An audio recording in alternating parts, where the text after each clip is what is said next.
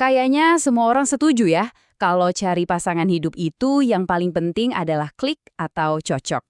Nah, di setiap budaya dari dulu sampai sekarang, pertanyaan tentang kecocokan ini selalu coba dijawab dengan berbagai cara. Jadi, apa sih sebenarnya yang bikin pasangan itu serasi? Apakah karena latar belakang keluarganya mirip? Atau mungkin pendidikannya setara? Atau jangan-jangan ada bumbu rahasia lain yang jauh lebih penting? Ternyata nih, dalam tradisi Islam, udah ada loh kerangka berpikir yang keren banget buat ngejawab tantangan ini, namanya kafaah. Yuk kita bedah bareng-bareng. Oke, kita mulai dari dasarnya dulu. Apa sih sebenarnya kafaah itu? Jadi, kafaah itu apa sih? Gampangnya gini, bayangin aja, ini kayak kita lagi mastiin dua potongan puzzle itu benar-benar pas sebelum disatuin. Tujuannya tuh bukan buat bikin ribet, tapi justru sebaliknya, buat ngebangun fondasi pernikahan yang kuat, yang harmonis. Dan yang penting, ini juga buat melindungi martabat semua pihak, terutama pihak perempuan. Nah, ini yang perlu dicatat banget nih. Kafaah itu bukan syarat sah pernikahan. Jadi, nikah tanpa mempertimbangkan kafaah ya tetap sah. Anggap aja kafaah ini semacam hak istimewa atau ya semacam alat perlindungan buat pihak perempuan dan walinya. Biar apa? Biar masa depannya lebih terjamin dan harmonis. Biar makin paham, kita perlu mundur sedikit, lihat asal-usulnya. Gimana sih konsep ini terbentuk, dan gimana Islam datang buat membentuk ulang konsep ini? Coba dilihat timeline ini. Kelihatan banget pergeserannya. Dulu, di zaman Arab pra-Islam, nilai seseorang itu diukur dari apa? Ya dari kekuatan sukunya, dari garis keturunannya. Terus, boom, Islam datang dan merombak total cara pandang itu. Ukuran kemuliaan yang tadinya soal status sosial, digeser jadi soal karakter dan ketakwaan individu. Ini benar-benar sebuah revolusi nilai. Dan landasan utamanya, ya ayat Al-Quran yang satu ini. Ayat ini tuh benar-benar langsung menantang dan mendefinisikan ulang apa itu kesetaraan.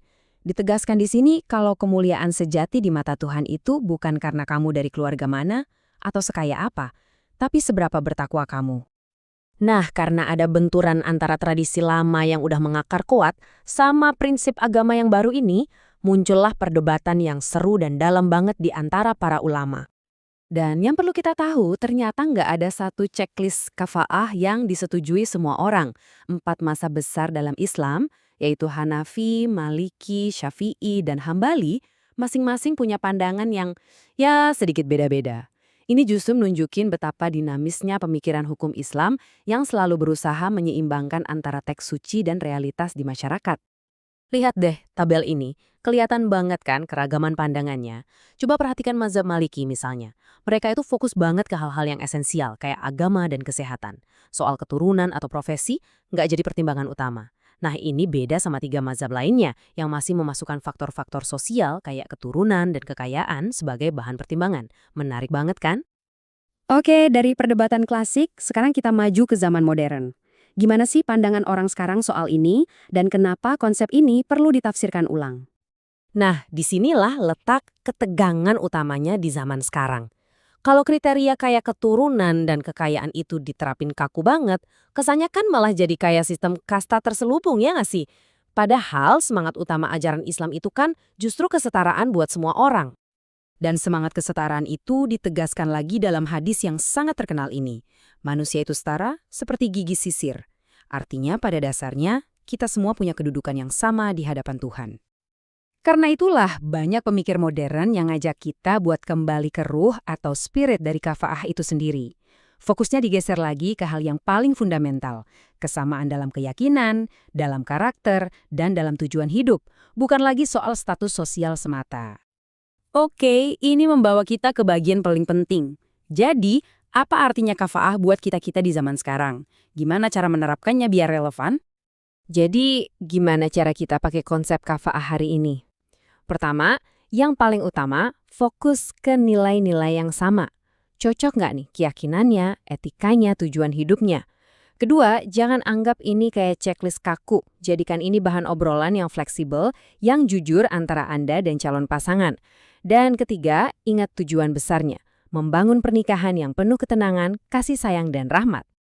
Pada akhirnya, semua obrolan kita tentang kafaah, dari sejarahnya, perdebatan ulamanya yang rumit, semuanya itu bermuara pada satu tujuan mulia yang sama, yaitu membangun rumah tangga yang sakinah, mawaddah, warahmah. Sebuah pernikahan yang isinya ketenangan, cinta, dan kasih sayang. Jadi, kafaah itu pada intinya bukan buat membangun tembok, tapi justru buat membangun jembatan pemahaman. Nah, ini ninggalin kita sama satu pertanyaan penting buat direnungkan.